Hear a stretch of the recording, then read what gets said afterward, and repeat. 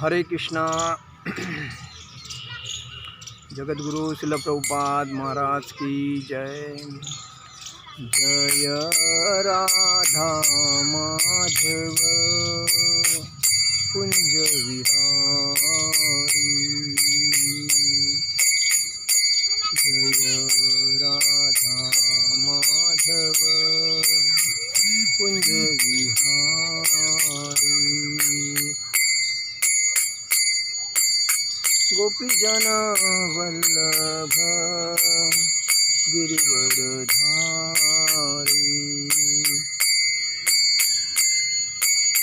गोपीजन वल्लभ गिरिवरधारी।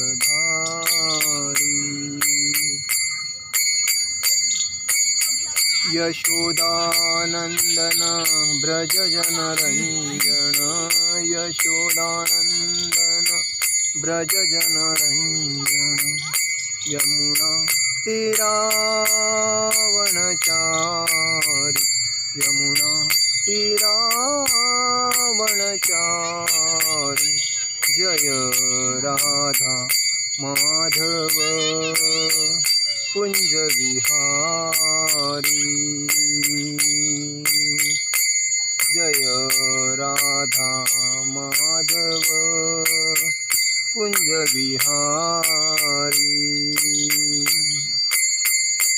हरे कृष्णा कृष्णा कृष्णा हरे हरे। हरे राम राम राम हरे हरे। हरे कृष्णा कृष्णा कृष्णा हरे हरे। हरे राम राम राम हरे हरे।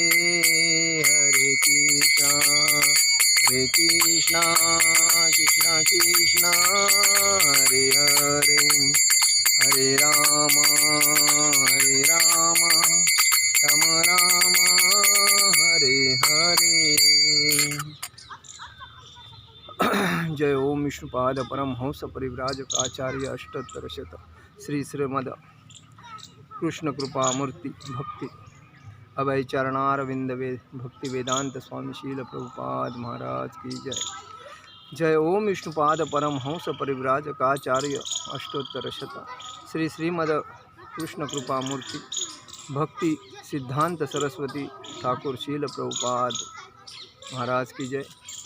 अनंत कोटि वैष्णव वृंद की जय। नामाचार्य शिल हरिदास ठाकुर की जय। प्रेम से कहो श्री कृष्ण चैतन्य प्रभु नित्यानंद श्री अद्वैत गदाधर श्रीवासादि गौर भक्तवृंद की जय। श्री श्री राधा कृष्ण गोप गोपीनाथ श्याम कुंड राधा कुंड गिरि गोवर्धन की जय। वृंदावन धाम की जय। नवदीप धाम की जय। गंगा देवी की जय। यमुना देवी की जय। तुलसी देवी की जय। भक्ति देवी की जय। हरिनाम संकीर्तन की जय। गौर प्रेमानंद हरि हरि बोल। समवेद भक्त वृंद की जय। समवेद भक्त वृंद की जय। समवेद भक्त वृंद की जय। श्री श्री गुरु गौरांग की जय।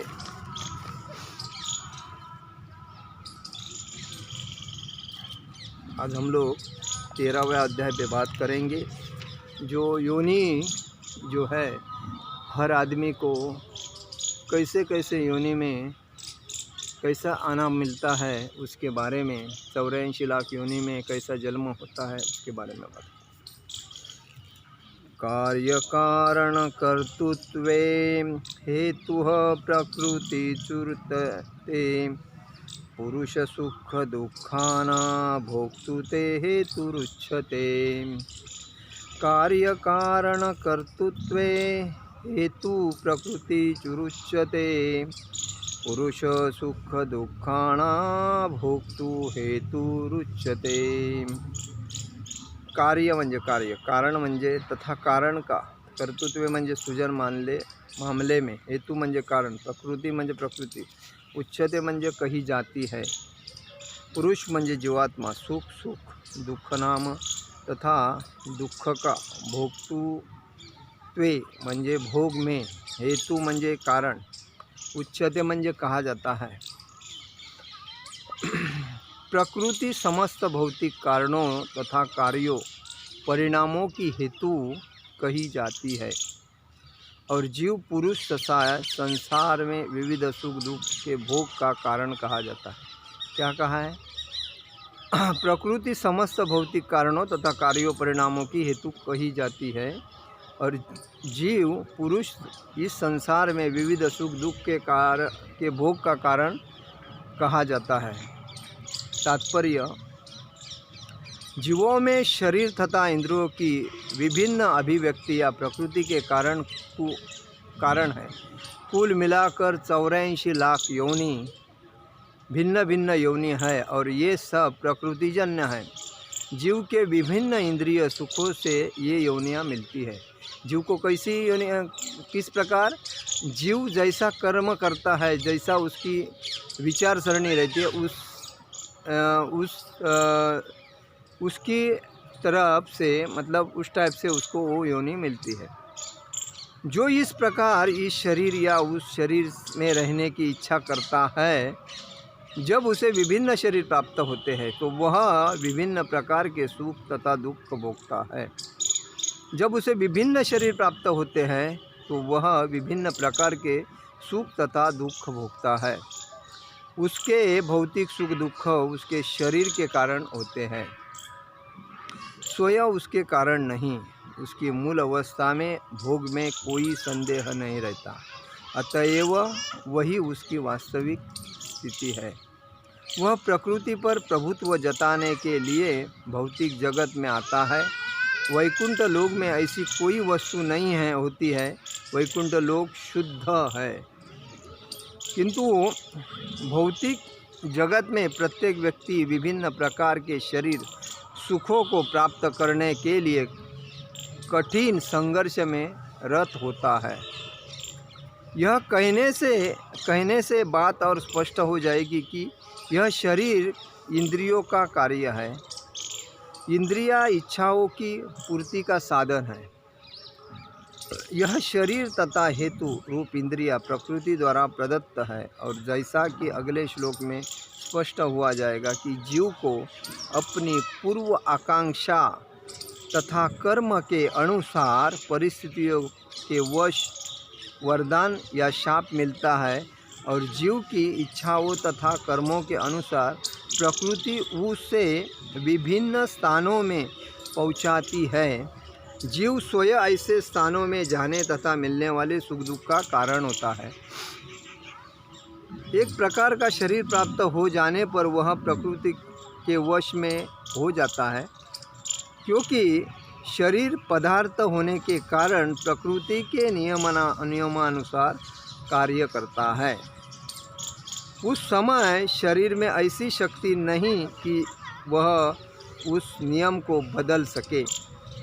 मान लीजिए कि जीव को कुत्ते का शरीर मिला, जो ही वह कुत्ते के शरीर में स्थापित किया जाता है उसे कुत्ते की भांति आचरण करना होता है। वह अन्य आचरण नहीं कर सकता। यदि जीव को सुअर का शरीर प्राप्त हुआ तो वह मल खाने तथा सुअर की भांति रहने के लिए बाध्य होता है। इसी प्रकार यदि जीव को देवता का शरीर प्राप्त हुआ तो उसे अपने शरीर के अनुसार कार्य करना होता है। यदि प्रकृति का नियम है, लेकिन समस्त परिस्थितियों में परमात्मा जीव के साथ रहता है। वेदों में मुंडक में कहा गया है, तीसरे अध्याय में पहला श्लोक, इसकी व्याख्या इस प्रकार की गई है। द्वा सुपर्णा सजुया सखाय। परमेश्वर जीव पर इतना कृपालु है कि वह सदा जीवन के साथ रहता है और परिस्थितियों में परमात्मा रूप में विद्यमान रहता है।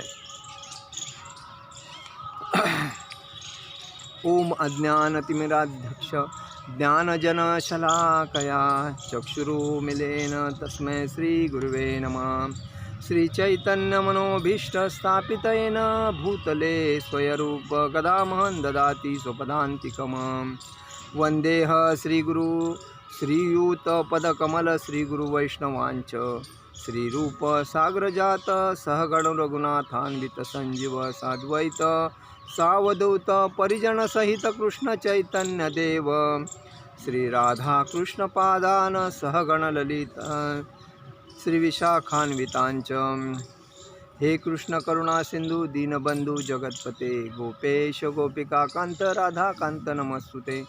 तप्त कांचन गौरांगी राधे वृंदावनेश्वरी विशुभानुसुते देवी प्रणमामि हरिप्रिये। वाञ्छाकल्पतरुभ्यश्च कृपा सिन्धुये भवच पतितानां पावनेभ्यो वैष्णवेभ्यो नमो नमः। नमो ओम विष्णुपादाय कृष्णप्रेष्ठाय भूतले श्रीमते भक्तिवेदांत स्वामी इति नामिने। नमस्ते सरस्वते देवे गौरवाणी प्रचारणे निर्विशेष शून्यवादी पाश्चात्यदेशतारणे। जय श्री कृष्ण चैतन्य प्रभु नित्यानंद श्री अद्वैत गदाधर श्रीवासादि गौर भक्तवृंद। हरे कृष्ण कृष्ण कृष्ण हरे हरे हरे राम राम राम हरे हरे। श्री श्री गौर निताई भगवान की जय। श्री श्री कृष्ण बलराम जी भगवान की जय। श्री श्री ललिता विशाखा राधा श्याम सुंदर जी भगवान की जय। श्री श्री जगन्नाथ जी सुभद्रा बलदेव जी भगवान की जय। ओम नमो भगवते वासुदेवाय। ओम नमो भगवते वासुदेवाय। ओम नमो भगवते वासुदेवाय। हरे कृष्णा। देखिए आजकल में मोक्षदा एकादशी है और मोक्षदा एकादशी इतनी महत्वपूर्ण है कि जो 23 एकादशी करते हैं उससे जो फल नहीं मिलता हो मोक्षदा एकादशी करके उसको फल मिलता है। मतलब एक मोक्षदा एकादशी की तो 23 एकादशी किया उसका फ़ायदा उसको मिलता है। दूसरी बात, ये मोक्षदा एकादशी के दिन ही भगवान श्री कृष्ण ने अर्जुन को कुरुक्षेत्र में युद्धभूमि के टाइम पे भगवत गीता सुनाई थी और इसीलिए उस भगवत गीता की गीता जयंती मनाई जाती है। मतलब भगवत गीता ये ग्रंथ इतना महत्वपूर्ण का है कि हर घर में होना चाहिए। दूसरी बात, ये मोक्षदा एकादशी का व्रत पकड़ने से अपने जो पितरों जो गुज़र गए लोग जो है अपने रिलेटिव, ऐसे लोगों को मुक्ति प्राप्त मिलती है और वो नरक से स्वर्ग में जाते हैं। दूसरी बात, हिंदू सनातन धर्म में हर एकादशी पकड़ना हर आदमी का कर्तव्य है और इसीलिए मोक्षदा एकादशी तो अगर उसने कोई भी एकादशी नहीं पकड़ी लेकिन मोक्षदा एकादशी पकड़ी तो भी 23 एकादशी किए उसका फल प्राप्त मिलता है उसको। और मोक्षदा एकादशी करने से जीवन के जो चक्र है 84 लक्ष योनि जन्म मृत्यु जरा व्याधि के चक्कर से आदमी मुक्त हो जाता है। इसीलिए हर आदमी ने मोक्षदा एकादशी करना चाहिए और मोक्षदा एकादशी हर आदमी ने अपने घर में करना चाहिए क्योंकि एकादशी यही, क्योंकि अपने भगवान एक है। भगवान कौन है? विष्णु भगवान है, कृष्ण भगवान है और उनकी वजह से तो एकादशी की जाती है। तो इसीलिए एकादशी करना ज़रूरी है। तो मेरा कर्तव्य है बनता है आपको बोलने का कि हर आदमी ने एकादशी का पालन करो, अपने पितरों को आनंद मतलब नरक से स्वर्ग में भेजो और अपना जीवन एक सुख संपन्न युक्त जियो। इसे मोक्षदा एकादशी का ये महत्व है। दूसरी बात, आज के अध्याय में हम लोग जो अभी प्रवचन कर रहे हैं उसका मतलब क्या है कि हम लोग ये जो जन्म मृत्यु का जरा व्याधि का जो चक्र है उससे अगर मुक्त होना है तो हमें क्या करना पड़ता है। देखिए बताया है इधर, हर आदमी को ये जो जीव मिला है हर आदमी को 84 लक्ष योनि के बाद मिला है। क्योंकि मैंने इसके पहले भी प्रवचन में बताया है कि हर आदमी को 84 लाख योनि के बाद मनुष्य का जीवन मिला है। और मनुष्य का जीवन किसके लिए मिला है? तो खाली भक्ति करने के लिए मिला है। क्योंकि हर आदमी अपना शरीर 84 लाख योनि में कुत्ते का शरीर मिला, सुअर का शरीर मिला है, गधे का शरीर मिला है, गाय का शरीर मिला है, छिपकली का शरीर मिला है। ऐसे 84 लाख योनि है। तो ऐसे योनि में जाने के बाद जब आदमी त्रस्त होके भगवान के साथ अच्छी उसने मतलब भक्ति की होगी, मतलब कोई भी उसका पुण्य होगा, इसीलिए मनुष्य प्राणी में आया। और मनुष्य प्राणी में आने के बाद उस आदमी को यही समझना चाहिए कि मेरा फर्ज बनता है कि भगवान की भक्ति करो।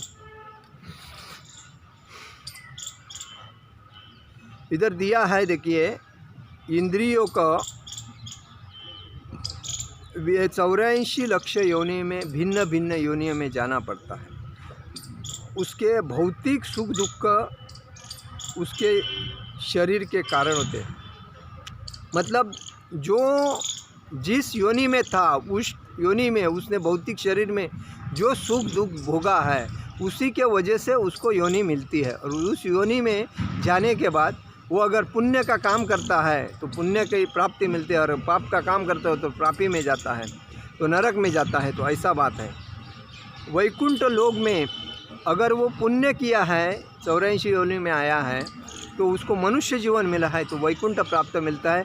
लेकिन उसके लिए कृष्ण भक्ति ही महत्व का चीज़ है, और कृष्ण भक्ति करने से ही आदमी वैकुंठ प्राप्त होता है। इधर दिया है, देखिए, भौतिक जगत में वह जीव आता है, वैकुंठ लोक में ऐसी कोई वस्तु नहीं होती है कि वैकुंठ लोक में शुद्ध। वैकुंठ लोक इसका मतलब उधर प्रकाश ही प्रकाश रहता है, ऐसा कोई चीज़ नहीं। उधर शुद्ध रहता है, सत्वगुणी लोगों का रहता है। उधर मांस मतलब ऐसा कोई प्रकाश वगैरह का चीज़ नहीं है, उधर प्रकाश ही प्रकाश रहता है, सब नंदनवन रहता है। और ऐसे जगह पे जाने को मिलता है क्योंकि भक्त रहता है, इसलिए वैकुंठ लोक शुद्ध है। किंतु भौतिक जगत में प्रत्येक व्यक्ति विभिन्न प्रकार के शरीर सुखों को प्राप्त करने में कठिन संघर्ष करता रहता है। इधर क्या बताया गया है? ये भौतिक युग जो है, ये संसार है, इस संसार में हर आदमी सुख के प्राप्ति के लिए दिन रात मेहनत करता है, लेकिन उसको सुख मिलता नहीं। उसको सिंपल सादी बात समझ में नहीं आता है कि मुझे अगर सुख मिलना चाहिए तो मुझे भक्ति करना। भक्ति के सिवा तुम्हारे घर में कोई किसी को ना मन शुद्ध रहेगा, मन शांत रहेगा, ना घर में सुख शांति ना आनेगी, तो सुख मिलेगा कहाँ से? क्योंकि आदमी सुखी कभी बनता है आदमी जब वो मन को अपने ताबे में रखेगा और भगवान का नाम स्मरण करेगा, कोई चीज़ की लालच नहीं करेगा, ज़्यादा किसी चीज़ के पीछे भागेगा नहीं, जो मिला उसमें शांत रह के अपना जीवन बिताएगा, उसको शांति मिलेगी। आज संसार में हर आदमी को, अभी परसों मैं भगवद गीता वितरण करने के लिए दिल्ली में गया था, मैंने भगवद गीता तो फुकट देने को सोचा। मैं बोला चलो भगवान की भगवद गीता है, लोग कम से कम पैसा नहीं तो नहीं लेते हैं, लेकिन फ्री देने के बाद कम से कम वो पढ़ेंगे, और इसीलिए मैं देने को लगा।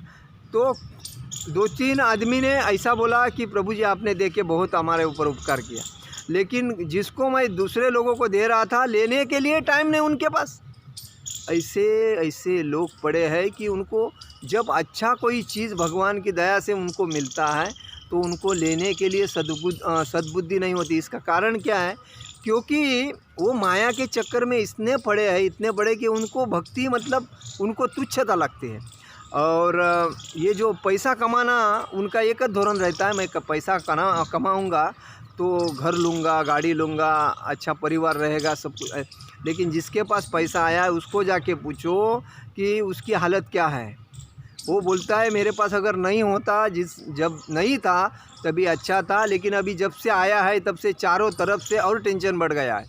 क्योंकि जो माया के पीछे भगता है वो माया चंचल है, माया किसी के काबू में रहती नहीं। और जिसके पास माया है वो इतना चंचल रहता है कि उसको वो बोलता है मेरे को मरने के लिए टाइम नहीं, मतलब इतना वो व्यस्त रहता है। तो हर आदमी को यही समझना चाहिए, अगर मैं भौतिक संसार में हूँ तो मेरा फ़र्ज बनता है कि पुण्य कर्म करके स्वर्ग वैकुंठ धाम मैं गाटू, गोलोक धाम गाटू जाऊँ। लेकिन यह आदमी भौतिक चक्कर में सुख के पीछे पड़ते हैं, लेकिन सुख कभी मिलेगा नहीं। सुख मिलता है उसी को जो भगवान का नामस्मरण करता है, भगवान की भक्ति करता है, चांटिंग करता है, शाम को भक्ति घर में पूजा अर्चा करता है, संकीर्तन करता है, उसको ही प्राप्ति मिलती है सुख की। वरना किसी को खरीद के भी नहीं मिलेगी, कितना पैसा आने के बाद भी नहीं मिलेगी। इसीलिए ऐसा कहा गया है कि शरीर, ये जो विभिन्न प्रकार का जो शरीर मिलता है वो भौतिक युग में कठिन संघर्ष करता है। किसके लिए? तो सुख, शरीर को सुख प्राप्त करने के लिए, लेकिन उसको सुख मिलता नहीं। शरीर इंद्रियों का कार्य है। यह कहने से बात और स्पष्ट हो जाएगी कि शरीर इंद्रियों का कार्य है। शरीर किसका कार्य है? इंद्रियों का। शरीर में जितने इंद्रियां हैं ये अपने फ़ायदे के लिए कुछ ना कुछ मेंदू को बोलते रहते हैं और उसके वजह से अपना शरीर भागता रहता है, ये मिलने से फ़ायदा हो जाएगा। अभी देखिए सिंपल सा उदाहरण है। आज मेरे को एक व्यक्ति मिला था, उसने मेरे को वही बोला कि मैंने बाल बच्चे के लिए सब कुछ किया, बीबी को सब कुछ दिया, झोपड़पट्टी में रहता था, तो बिल्डिंग में गया, बिल्डिंग में जाने के बाद फ्लैट बड़ा मिला, गाड़ी मिली, बैंक बैलेंस हो गया, बिजनेस अच्छा चलने लगा। लेकिन जब वो चलते चलते मैं भक्ति भी कर रहा था, इसके लिए मेरे को भगवान दे रहा था, लेकिन मैं भक्ति करने के वजह से मेरे घर वाले को इतना तकलीफ़ हो रहा था कि बच्चे मेरी आदर नहीं करते थे, मिसेस मेरा आदर नहीं करती थी, और मुझे मतलब कुछ ऐसा शब्द यूज़ करती थी कि मेरे को उसका बहुत तकलीफ़ होता था। तो इसीलिए मैं बहुत कंटाल गया उन दोनों से, और मैं अभी इधर भक्ति करने के लिए आया। तो ऐसी बहुत उदाहरण है, और इसके आगे तो और हो जाएगा, क्योंकि जो मूर्ख है 50 साल के बाद, जो मूर्ख आदमी है वही संसार में रहेगा, और जो शहाना है, जो ज्ञानी है, वो 50 साल के बाद संसार में रहेगा नहीं, वो भक्ति में आएगा और एकांत वास में रह के अपना आयुष्य में भक्ति में सकृति प्राप्त करेगा। और वो मतलब ज्ञानी होगा तो उसको वो ज्ञान प्राप्त होगा। अगर वो अज्ञानी होगा तो वो माया को छोड़ेगा नहीं, क्योंकि वो दिन रात मेहनत करता करता अपने बाल बच्चे के लिए करता है। लेकिन इस कलयुग में ना बच्चे बाप के हैं, ना बीबी पति की है, खाली स्वार्थ के वजह से सब कुछ माया जाल में फंसे पड़े हैं। आज रिलेटिव भी अपने फ़ायदे के लिए सामने वाले को, रिलेटिव को फ़ोन करते हैं, वरना फ़ोन नहीं करते। लेकिन उनको क्या लगता है कि मैं काय को आपत को फ़ोन करूं, मेरा 2 रुपया खर्चा करूं, उससे अच्छा अपना चल रहा है ना, ठीक है। लेकिन जब स्वार्थ होगा तभी वो बराबर उसको फ़ोन करेगा कि मेरा ऐसा ऐसा बात है, और उसको बताएगा, क्योंकि थोड़ा उसको दुख देने के लिए। तो माया जाल है, माया जाल में इसके आगे कलयुग इतना महाकलयुग है, तो कोई किसी की कदर नहीं करेगा, खाली स्वार्थ के लिए करेगा। टिश्यू पेपर का यूज़, टिश्यू पेपर हम लोग कैसा यूज़ करते हैं और थ्रो करते हैं, सेम पोजीशन हर आदमी के रहेगा। और जो पद के ऊपर जो टिका रहता है वो आदमी कभी किसकी कदर नहीं करता है। हाँ, जब कदर कभी होगी जब उसका पद निकल जाएगा, उसके सब स्नायु इंद्रियों की तृप्ति हो जाएगी और वो शांत हो जाएगा, तभी उसको कदर होगी। मैंने उसको तकलीफ़ दिया था, मैंने इसको ये ऐसा है। तो इसीलिए आदमी ने ज्ञानी बन के साइड होके भक्ति में लगना चाहिए। अगर अपने पास पैसा है, बैंक बैलेंस में रखो, उसका ब्याज खाओ और आराम से भक्ति करते रहो, कोई टेंशन नहीं। ना बाल है किसके, ना बच्चे है किसके, ना बीबी है किसकी, ये सब माया जाल में फंसे पड़े स्वर्ग के लिए है। जिस दिन आदमी मरता है उस दिन सब छोड़ के जाता है, तभी उसको याद आती है कि अरे यार मैंने इतना किया किसके लिए। तो खाली जाने के टाइम पे यही बोला जाता है राम नाम सत्य है। तो राम नाम सत्य है, इसके पहले तो उसको मालूम नहीं था, लेकिन दूसरे के कंधे के ऊपर बैठने के बाद लोग बोलते हैं, तभी ये सुनने को भी नहीं रहता है। तो ऐसी परिस्थिति में लोग अंधे हैं। लेकिन आजकल ऐसे ऐसे लोग हैं कि किसी को भी अपने फ़ायदे के लिए यूज़ करके थ्रो करते हैं। तो हर आदमी ने ज्ञानी होना ज़रूरी है, क्योंकि हर आदमी को पहचानने को कभी आता है, अपने अंदर परमात्मा बैठा है और परमात्मा यही समझाता है हमें। अगर भक्ति में एकनिष्ठ भक्त होगा तो उसको परमात्मा यही समझाता है कि ये आदमी चापलूसी करेगा, ये अपनी धोखा देगा, लेकिन जब भक्ति में रहेगा तभी करे मालूम पड़ेगा, वरना उसको मालूम नहीं पड़ेगा। तो आदमी ने कभी भी याद रखना चाहिए। तो इसीलिए इंद्रिय तृप्ति के लिए आदमी सुख सुख पाने के लिए अपना दिन रात मेहनत करता है। फ़ायदा क्या है? कुछ फ़ायदा नहीं है।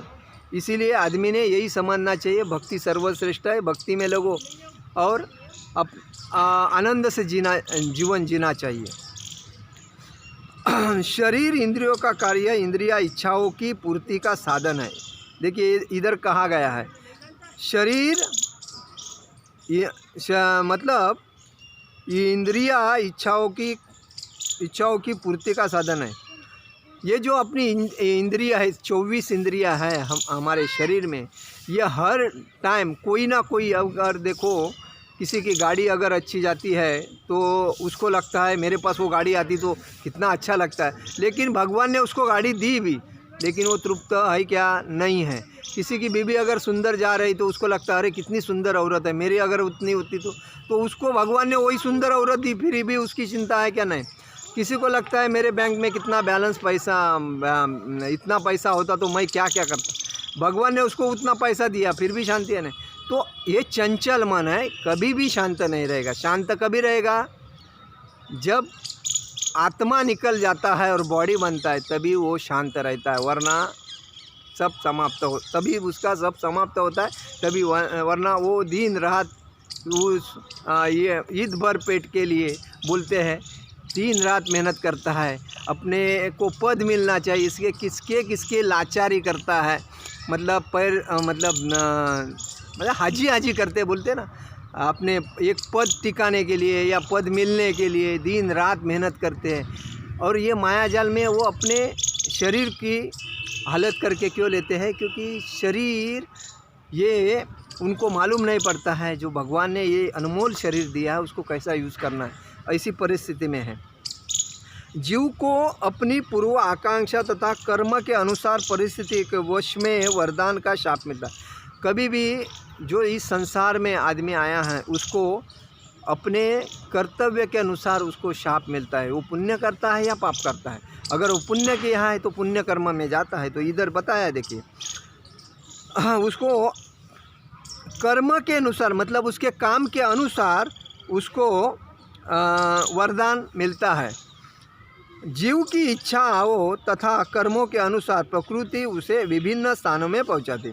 जीव की इच्छा मतलब जो जीव अपना रहता है, मेरी इच्छा है, मुझे ये चाहिए, मतलब कोई इच्छा। जब मरने के भरत महाराज ने मरने के टाइम पे हरिण का, भरत महाराज एक भक्त थे, कृष्ण भक्त थे अतिशय, और उन्होंने मरने के टाइम पे हरिण का अध्यास किया तो उनका हरण का जन्म मिला। तो ऐसा जब मरने के टाइम पे जो आदमी सोचता है उसको वो योनि में प्राप्त हो जाता है, ऐसा बताया है। तो प्रकृति उसे विभिन्न स्थानों में पहुंचाती है। जीव स्वयं ऐसे स्थानों में जाने तथा मिलने वाले सुख दुख का कारण होता है, इसीलिए जीव उसको लेके जाता है। जीव के बाद में परमात्मा उसके साथ, जीवों के साथ परमात्मा रहता है, लेकिन वो परमात्मा का सुनता है, मन का सुन के चलता है। और मन को क्या, अभी जब बहुत से लोग घर में कुत्ते पालते हैं, अगर वो कुत्ते का उनको ज़्यादा ये हो गया, प्यार हो गया, तो उनके दिमाग में कुत्ते का ही भाव रहेगा, तो अगले जन्म में वो कुत्ते ही बनेंगे, क्योंकि उन्होंने किसके पालन पोषण किया है? कुत्ते का। हाँ, वो अगर भगवान का एक भक्त होता है और दिन रात भगवान की सेवा में लगा रहता है, उसके दिमाग के सामने भगवान का ही चित्र दिखेगा, तो वो मरने के टाइम पे भगवत धाम ही जाएगा, क्योंकि उसने भगवान की भक्ति की है। आज लोग बिल्ली पालते हैं, कुत्ते पालते हैं, घोड़े पालते हैं, गाय का ठीक है, गाय ये गौ माता है, उसको पालने से भगवान कृष्ण प्राप्त होते हैं, क्योंकि भगवान कृष्ण के पास 9 लाख गाय थी। और ऐसे चीज़ में गाय को पालना जरूरी है। हर हर सनातन व्यक्ति, हिंदू धर्म के सनातन व्यक्ति ने अपने घर के दरवाजे के सामने प्रथमतः गाय का पूजन करना चाहिए। लेकिन लोग किधर करते हैं, लोग क्या करते हैं, गाय बोलेगा तो टेंशन आता है इन लोग को, और कुत्ता बोलेगा तो अच्छा लगता। कुत्ते का जो विष्ठा रहती है उसको उठा के जेब में डालते हैं और चले जाते हैं। मतलब ऐसे महामूर्ख लोग, क्योंकि इनके पास पैसा होने के बाद उनकी बुद्धि भ्रष्ट हो जाती है, और बुद्धि भ्रष्ट होने के बाद उनको सेक्स जमता है, कुत्ता जमता है, ऐसा मतलब नशा जमती है, जुआ जमता है, मांस खाने को जमता है। तो ऐसी मतलब जो चंचल लक्ष्मी उनके पास ज़्यादा आती है तो उनको भ्रमिष्ट करके रास्ता, जो नई रास्ता उन्होंने आजमाया उनको रास्ता वो खुला करके देती है, और उनको वो रास्ते में लेके जाके उनको बर्बाद करती है, और वो उनको वही चक्कर में घुमाते हैं। पुनराचा जन्म पुनराचा मरण, पुनराचा जन्म पुनराचा 84 लक्ष होने में वापस उसको जाना पड़ता है, क्योंकि वो उसके पास वो नशा है इसके लिए। तो यही इसीलिए उस मन को सुख दुख का कारण होता है, ऐसा होता है। जो जीव कुत्ते का शरीर प्राप्त हो गया तो उसको कुत्ते के ही अनुसार चलना पड़ा। अगर जो मनुष्य प्राणी में था उसने कुत्ता पाला पोसा है और उसको जीवन मिला है, तो उसको कुत्ते के जैसा ही चलना पड़ेगा, कुत्ते के ही गुण उसको ले आओ, मनुष्य के गुण नहीं। तो यही बताया गया है। मान लीजिए कि जीव को कुत्ते का शरीर प्राप्त हुआ, जो ही कुत्ते के शरीर में स्थापित किया जाता है तो उसे कुत्ते के भांति आचरण करना पड़ता है। अतः सुअर का जिसको शरीर मिला है उसको मल मूत्र खाने के लिए सुअर का ही गुण आत्मसात करना पड़ता है। इसी तरह अगर कोई भगवान की भक्ति करता है तो उसके लिए देवता का शरीर प्राप्त हो जाता है, उसे अपने अनुसार कार्य करना पड़ता है, देवता के अनुसार कार्य करना पड़ता है। तो इसीलिए तो लेकिन परिस्थिति में परमात्मा उसके साथ रहे, भगवान का अंश, भगवान के जो अंश है हमारे अंदर वो उनके साथ रहता है। लेकिन भक्ति करने से अंश भगवान अंदर जो है वो उनको सही रास्ता बताते, लेकिन माया मोह के चक्कर में कोई उस भगवान को सुनता नहीं है। खाली मन चंचल जो रहता है तो वो आदमी को कोई भी स्थिति प्रकार के कोई भी स्तर पे लेके जाता है। इसलिए मन का कभी सुनना नहीं चाहिए। मन का सुनने के बाद आदमी अच्छे मतलब कर्म में बर्बाद हुए हैं लोग। और जब परमात्मा जो अंदर है, उस अंदर परमात्मा का अगर कोई बात सुनता है तो आदमी अच्छी जगह पे भगवान की भक्ति करके भगवत धाम गया है। इसीलिए हमारा कहना यही है कि मन जो चंचल है, उस चंचल मन को अगर आपको कंट्रोल में लाना है तो उसके लिए आपको भक्ति करना जरूरी है। और भक्ति यही इस कलयुग का सर्वश्रेष्ठ ये का कार्य है, क्योंकि भगवान चैतन्य महाप्रभु ये कृष्ण भगवान के अवतार थे, और उन्होंने कलयुग में अगर आदमी को सुखी होना है तो क्या करना चाहिए, इसलिए उन्होंने बताया कि कलयुग में अगर आदमी को तप तपस्या करने की कोई ज़रूरत नहीं है। खाली उसको यही बोलना है कि दिन सुबह दोपहर शाम रात्र उसको जो खाली टाइम मिलता है वो टाइम पे हरे कृष्णा कृष्ण कृष्ण हरे हरे, हरे राम राम राम हरे हरे, ये भगवान का जो नामस्मरण है वो दिन रात उसने करके अपने ये तपश्चर्या करनी चाहिए, तो उसको उसका जीवन की सफलता आनंद से मिलेगी। अगर ये नहीं करता है तो उसको भौतिक ये संसार में उसको माया जाल में फंसा रह के पुनरस जन्म पुनरस मरण और ये जन्म मृत्यु जरा व्याधि इसके चक्कर में उसको तकलीफ होती रहेगी।